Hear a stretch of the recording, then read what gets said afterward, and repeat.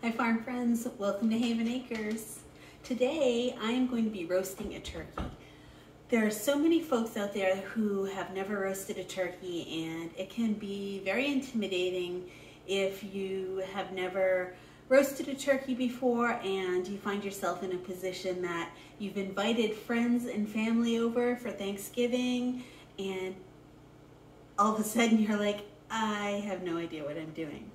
It's super easy, so don't be intimidated. I'm going to show you how easy it is to make a wonderful Thanksgiving turkey roasted in your very own oven. All right, in order to roast a turkey, you need a turkey, which I have right here in the sink. All you need to roast a turkey, realistically, is the turkey, some sort of a roasting pan. You want it large enough to put the turkey in, have deep-ish sides, and you do not need a cover. That's it. A knife, any type of knife will do. And the way I do it, the way to have a really great, amazing, moist turkey is to have some vegetables or some fruit that, look, these peppers are ones that I picked from the garden with intentions on canning. I never got to it. They're getting all wrinkly. That's fine. You're not going to eat this fruit. These apples, this has a big dent in it. This has a big dent in it. They're just going to rot. No one's going to actually eat them. So I'm going to put them inside the turkey. Same thing. I have a jar of applesauce. We all know you get fruit, pears, peaches, whatever, in a can, in a jar. No one wants to eat the very last bits of it. This is going to go on the inside of the turkey. We've got garlic. So really, all you need is a turkey, a pan, a knife, some fruit or veggies, either fresh or canned. It doesn't matter. It doesn't even matter what kind. You could put pineapple, you can put apples, oranges, celery, carrots, peppers, onion, any type of veggie that you have or fruit, put it inside the turkey. It doesn't matter the combination. What you're trying to do is keep moisture in the cavity of the turkey. In my opinion, you don't want to stuff it. The stuffing actually absorbs the moisture from the turkey, right? So you're taking moisture out of the meat when you stuff it. Think about all that stuffing is dry bread. You're sucking the moisture out of the turkey when you stuff it. But when you put moisture-filled items inside the cavity, that moisture is going to come out and remain in the turkey. In addition to the pan, your veggies and fruit, and the turkey, and a knife, the only other things you're going to need is some type of fat to put on the top of the turkey. So lard, which is what we'll be using today, olive oil, sunflower oil, something like that. You could layer bacon strips on top of the turkey if you choose to. Any type of butter is wonderful on top of the turkey. And then some seasoning of your choice. We'll be using salt, pepper, and I don't know, we'll probably use sage, garlic, some thyme, rosemary. I like all the herbs. So you just put on whatever seasoning you like the best. There's no right or wrong to it. All right, let's get started.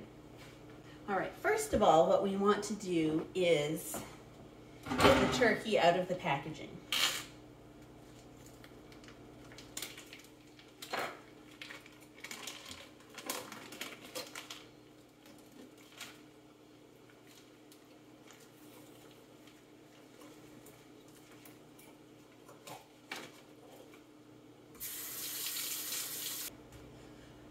All right, first things first, we are taking the turkey out of the packaging. Just take your knife and cut the bag.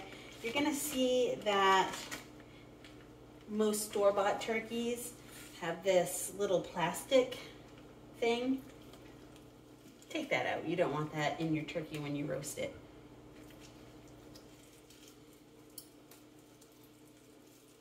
It's a little bit of a fight, but you can get it. It's just, I'll show you what it looks like after I get it out.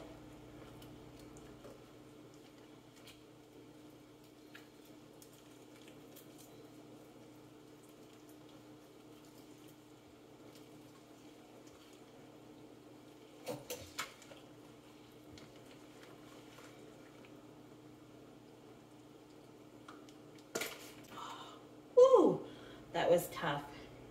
It's got hooks on either side, but you don't want to cook plastic in with your food, ever.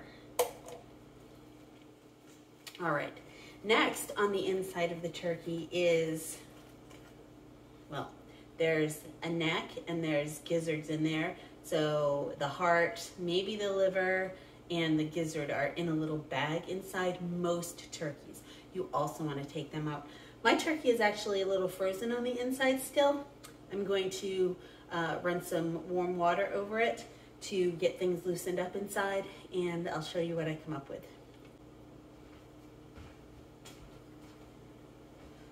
You also want a bowl to put the neck and gizzard and heart into for now.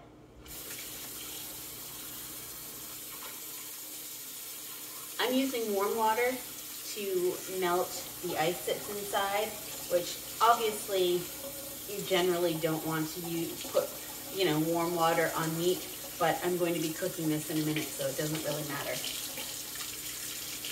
Okay, there's the neck. You see it's got big ice chunks on it. Just take that out.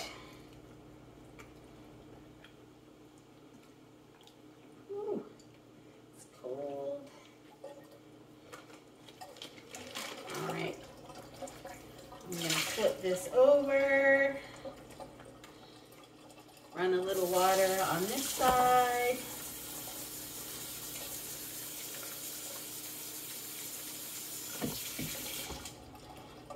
See, there's a hole on both sides of your turkey, right? There's a little hole there, and then there's the big hole here. That's the hole that you stuff. And I actually do not feel the gizzards or heart in there. So in this particular brand of turkey, it is not included. Okay. When you roast a turkey, you're gonna roast it like this, right? So the roundish part is going to be up. And not to confuse anything, but when this turkey was alive, this roundish part was down. This is actually the breast of the turkey. These are the legs, right? So as the turkey was walking around,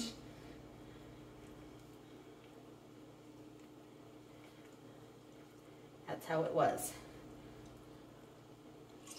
But when you cook it, you want to cook the legs. These are, you call them the drumsticks. So when you cook it, the drumsticks you want pointing up. All right, let's get this in a pan.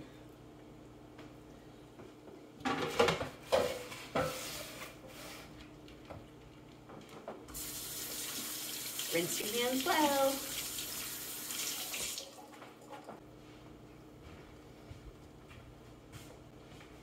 Okay, so we rinsed our turkey off with the water. We got the neck out, and we put it in a bowl. We can use this.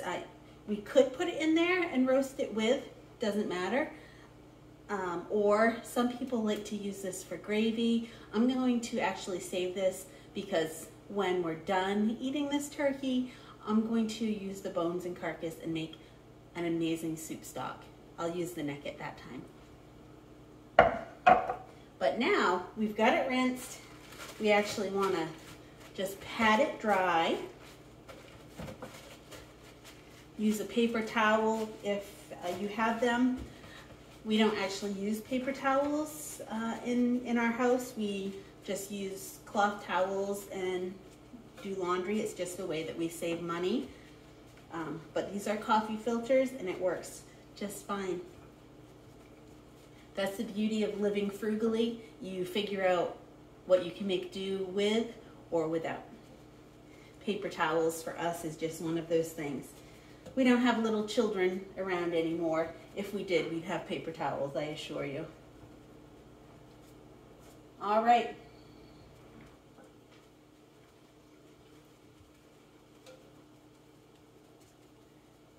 We've patted it down. All right, yesterday I rendered lard from our woodland pigs, and if you want to see the video on how to render your own lard, I will try to link it in this video, and you can see how easy it is to do that. But today we're going to use our own rendered lard to put on the top of the turkey. You can use, as I said, lard, butter, olive oil, sunflower oil, any type of fat or oil that you have. You want to put some type of fat or oil on the top of the turkey. We're just going to use our rendered lard because it's delicious and good for you.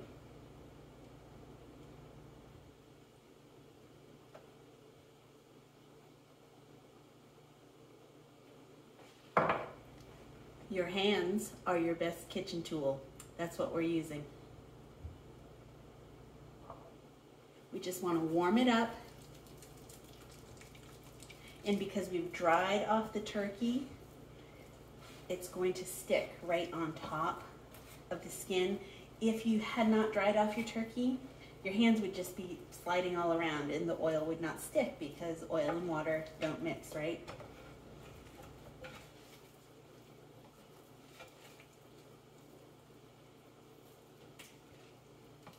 All right, it is sufficiently oiled. And because we're using lard, oh, it's gonna be good for my hands, but I'll wash it off.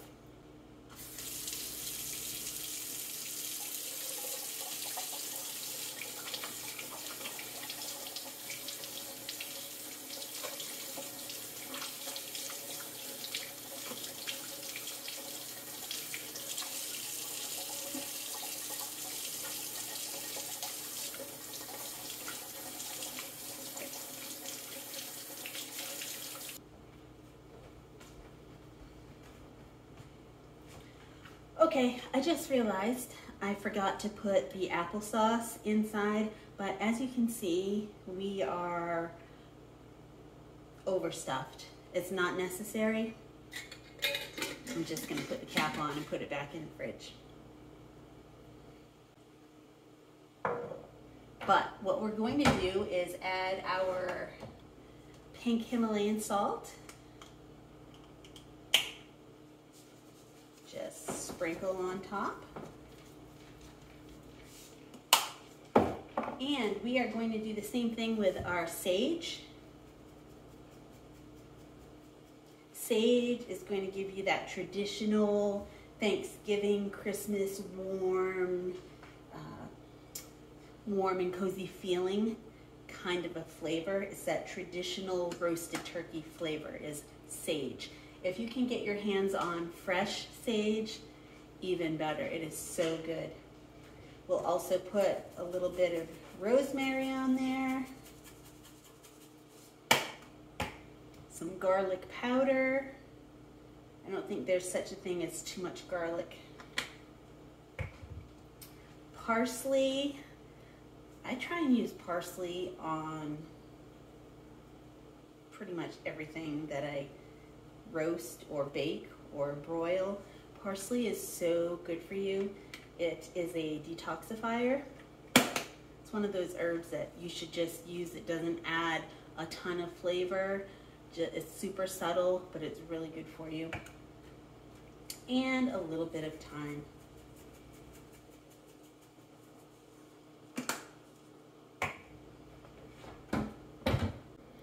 All right. Doesn't that look beautiful? We have set our oven at 350 degrees. It is preheated, and you want the racks of your oven to be in the bottom quarter. Set your turkey uncovered in the center of your oven and shut the door. That's it. I'm going to set my timer for an hour just so that I can check it, see how it's looking. It's for sure not going to be ready in an hour, but I do want to check it at that point and see how things are progressing. All right, guys, I just took this turkey out of the oven. You want to have a meat thermometer. If you can get your hands on one, that will make your life easier and just give you a boost of confidence. I've made turkeys and chickens enough that I know this turkey is done. I'm not concerned. However, you as a first-time turkey roaster might want to consider getting a meat thermometer. It's just good to have on hand. You would take the temperature in the breast portion, so in this round part, you would take the temperature and want that to be between 165 and 170 degrees Fahrenheit. In the drumsticks or in the legs, you would want to take the temperature and have the temperature be in the 185 Fahrenheit range. Then you'll know that your turkey is done. So as I said, I just took it out of the oven and I want you to resist the urge to cut right into it. Always, always let your turkey rest for 20 minutes. I know that sounds like a long time, but it's piping hot. It's still going to be hot when you cut into it. But right now, all of the juices are kind of redistributing inside, and it's going to make for a really juicy, amazing turkey.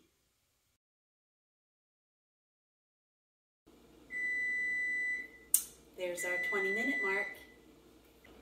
All right, our 20 minutes of waiting is up, and it is time to cut into this turkey and see what an amazing, moist, delicious bird we have just prepared.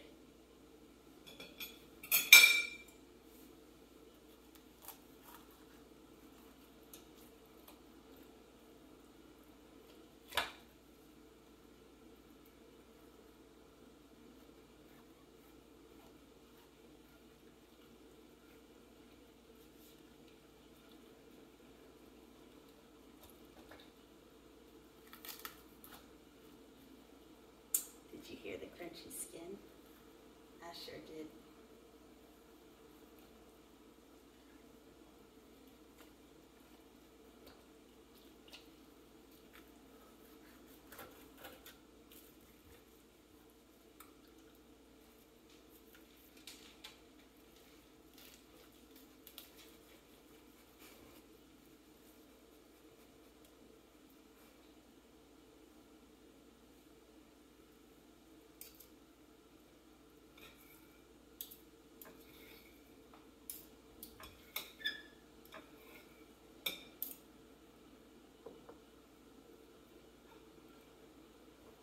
I wish I could share it with you. Look how beautiful that is.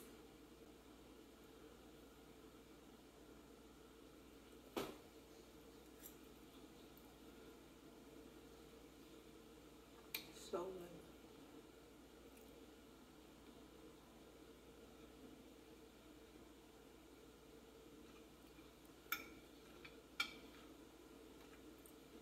Yep, that's all there is to it. You too can make an amazing, beautiful, and delicious Thanksgiving turkey this year. I know you can do it. Thanks for joining us today in the farm kitchen as we made a roasted turkey. We hope you've enjoyed it, and we hope to see you the next time at Haven Acres, Maine on YouTube, Facebook, or Instagram. Take care.